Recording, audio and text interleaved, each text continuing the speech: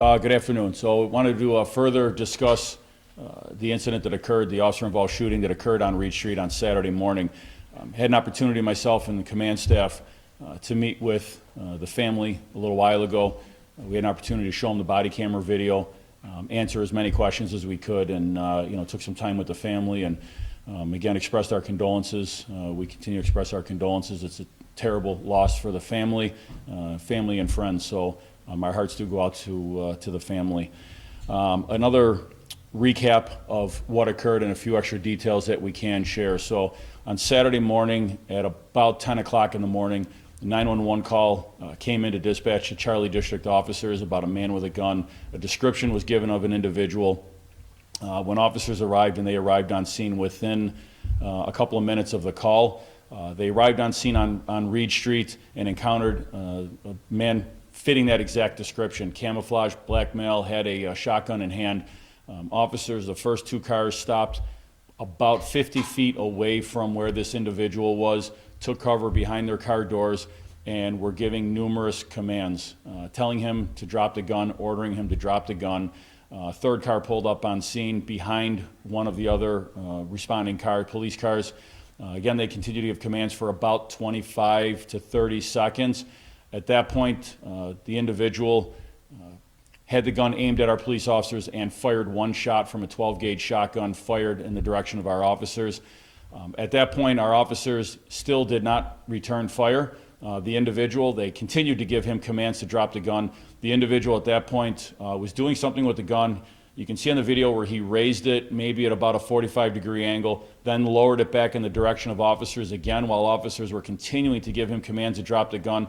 Once the gun was leveled back at officers, at that point, officers discharged their firearms. There are two Buffalo police officers, uniformed police officers, that discharged their weapons. A total of 20 rounds were fired between the two officers, 14 by one officer, 6 rounds by the other officer. The individual was struck 2 times, 1 time in the chest, 1 time in the arm. It appears as though one of the rounds struck the stock of the shotgun. We believe that may have been the round that then entered his upper bicep area. Officers immediately began rendering aid. You can see on the body camera video, as you have, that officers were attempting to render aid. They called for med bags. Our patrol vehicles have medical bags in the cars. They were doing CPR. Multiple officers were shifting in and out, attempting CPR. They had immediately, after the shots were fired, another officer had called for AMR, an ambulance. The fire department was there within several minutes, took over attempts at life-saving measures. Ultimately, they were unsuccessful, and he was declared dead on scene. Mr. Edward Holmes, 58, of Buffalo, was pronounced dead on scene. As far as the 911 call, we have now affirmatively concluded that Mr. Holmes was, in fact, the 911 caller. That is also part of the video release. You have that. It's in the beginning of the video release. Mr. Holmes called 911 from his own cell phone, and he was calling as though he were a witness to somebody else. The call was that there is a man in the street with a gun, with a shotgun. The 911 call taker asked for a description. He provided the description that was of himself. At no point did he ever say that that was him. At no point did he ever make any claim that he was having a mental health crisis. Never asked for help. He simply called as though he were a witness to somebody else in the street that had that gun. Again, we have affirmatively concluded that from the 911 call, from the investigation that the homicide squad looked through and looked through his phone. As I said, you have the video. The video's been out. It's been released. This is our continued effort of transparency. We know there's been a lot of a narrative about what happened. As I said, he was shot 2 times, and we wanted that video to get out there. Again, that's why I came out Saturday afternoon to give as much as I could at that time. I'm here again today to give you as much as I have, which I think answers a few more questions. We have, again, as I said, 2 officers that fired their weapon. Those officers are both of the Charlie District, Ferry Fillmore District, identified as Andrew Lewis, who has 18 months on the department, and Joshua Slupinski, who has 5 years on the department. Again, these officers both work the day shift at Charlie District. And with that, I will take questions. Commissioner Gramaglia, having seen the video, we both seen the video at this point, but now having seen seen this video, in your opinion, do you feel that the officer's use of deadly force was justified? It absolutely was justified. They were met with an armed individual, was armed with a 12-gauge shotgun, fired directly at them, and yet these officers still were attempting to de-escalate, still telling them to drop the weapon, waited another approximately 8 seconds until the gun was leveled at them a second time before they opened fire. So they were absolutely justified in the use of deadly physical force. It's, as I said on Saturday, it's a terrible situation. It's terrible for the family, but this is also terrible for the officers that are put into a position that they had to discharge their firearms, and now they're dealing with the fact that they had a fatal shooting. So it's something that they're going to have to deal with.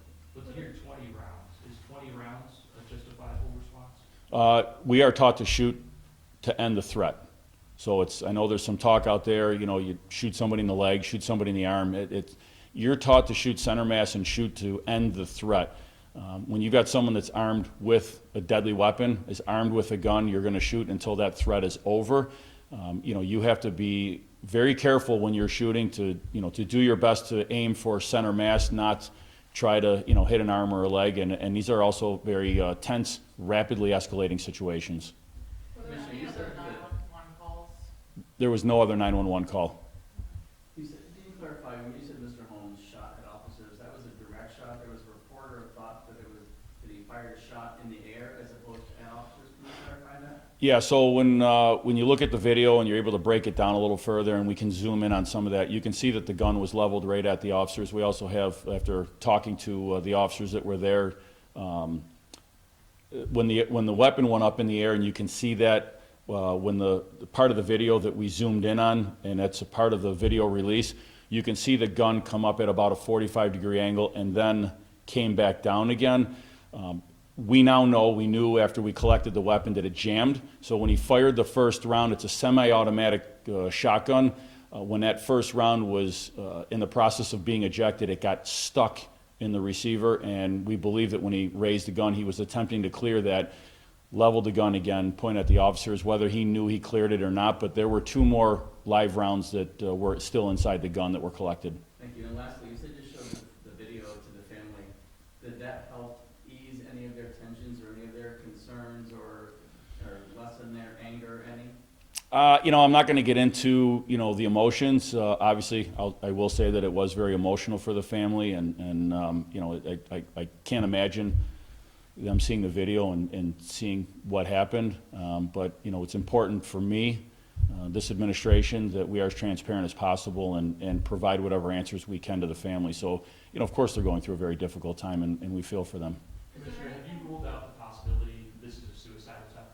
So I think we've come to the conclusion that this was most likely a suicide by cop situation, and we see that far too often across the country. It's terrible that he was going through whatever he was going through. We're not going to know what was in his mind, what was in his heart, but the only thing we can conclude is that when he calls 911 and puts out a call of a man with a gun that is not himself, and says that there was somebody threatening, he was threatening somebody, firing at officers, the only thing we can conclude is that it most likely is going to end up being a suicide by cop type situation. Did you tell the family that? I did. What was their response? Again, it's a lot to process for the family, so I just, some of the conversations that I had with the family, I, prefer to keep between myself and the family. Throughout this investigation, is there anything that led up to this moment, why he called you guys on himself? Nothing that we've uncovered at this time. Again, if there's anybody out there that has any information of what might have occurred earlier in the day, earlier that morning, before. But at the end of the day, what it culminated to was the fact that he did place a call, brought police to that situation, was armed with a shotgun, and did fire at officers. These officers were left with absolutely no choice. And I think you also have to take into consideration, this is a residential street. There's homes on this street. When one of the officers, as shown on body camera video, was walking back to the police cars, he actually said to a woman on the street, "Ma'am, are you okay?" Somebody else was out there. Whether they're out there at the time of the shooting or not, I don't know, but they certainly came out at some point. So, this is a residential street, and shot was fired at officers. So. And when he called, you said that he called and basically reported himself. didn't say that he was the man with the shotgun. If he would have said that he was having a mental health crisis or that he was in fact the person with the shotgun, would the officers have approached it differently? I think the way the officers approached that call, responded to that call, I don't see how anything would have changed. You've got an armed individual with a shotgun in the middle of the street. Our behavioral health team officers were working. It's part of the funding and some grant funding that we have that we can provide extra hours on nights and weekends. They were working, but this came out as a gun call. This is not a call that they would have been dispatched to. Had it been dispatched with him calling in some kind of a mental health crisis, we could have started them on the way, but the way that this unfolded, this was a gun call, and this is how numerous gun calls come in and the response of those gun calls, and I don't see any change whatsoever in how the officers approached that call, how they conducted themselves, how they handled themselves. I think they did the absolute best that they could and with their training that they have. Was there any history with a stalker, anyone stalking homes? I'm not going to get into any of the prior calls. And then second, how are those officers doing, all of them who were involved in that situation? So this kind of goes into part, we created in the department a mental health and wellness officer.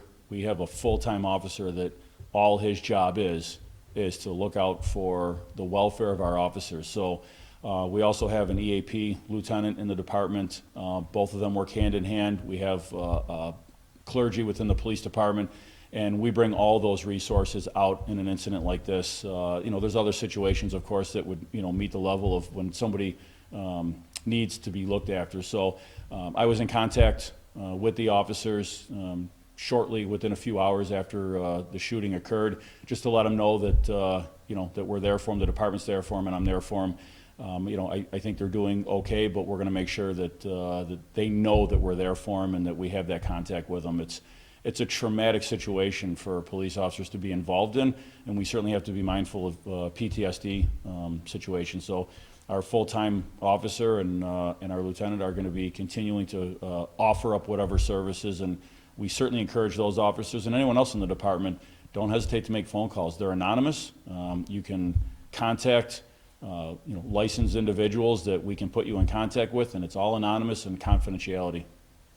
This is hard to tell from the body cam footage, but when Holmes was hit and went down, did he try to get back to the gun, or what exactly transpired there? So there was some movement that the officers reported, and you can hear them say on the body camera video, roll away from the gun or don't pick up the gun.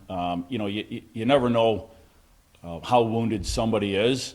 You never know what actions they can take even when they are hit, and that's why the officers took time, stayed behind cover, and then used a tactical approach to come up on him. Of course, we're going to want to get to him and render aid as quickly as possible, but I also need our police officers to be safe. You never know what could happen, what situation could change, and again, I think the way they handled themselves was with the utmost profession, care for and tactics for a situation that occurred the way it did. What do they look for in that situation? Just that he stops moving? Or what? Yeah, I mean, you have to, hands. That's the one thing we're taught from day one in the police academy. Hands, hands, hands. You're always looking for the hands. Nothing else is going to be able to fire a weapon or reach for a weapon.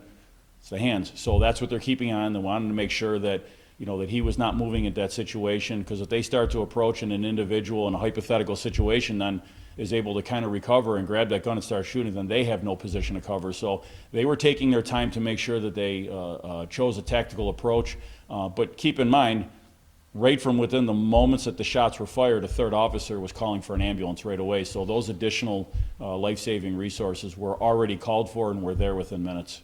Do you know which officer shot the most and why one shot 14 and the other 6? So Officer Slupinski was the one that fired 14 rounds. Officer Lewis fired 6 rounds. I think from what you can see in the video is there was a part of the video after the first shot was fired by Mr. Holmes. One of the officers who had exited his patrol car, and you can see it from the second officer's video, the car was not put in park, and that car rolled and it bumped into the car in front, which was Officer Lewis's car. That caused his car door, police car door, to close, which then took away his position to cover. So it looks like from the video he fired 2 rounds as he was tactically retreating and moving backwards. So there was time there where he was completely exposed and was walking backwards to get to a better position to cover. And at that time, Officer Slupinski was firing to try to end that threat. and I would also say probably providing some cover fire for Officer Lewis, who was now fully exposed at that point. Anybody else, or we good? All right, thank you, everybody. Thank you. All right, thank you.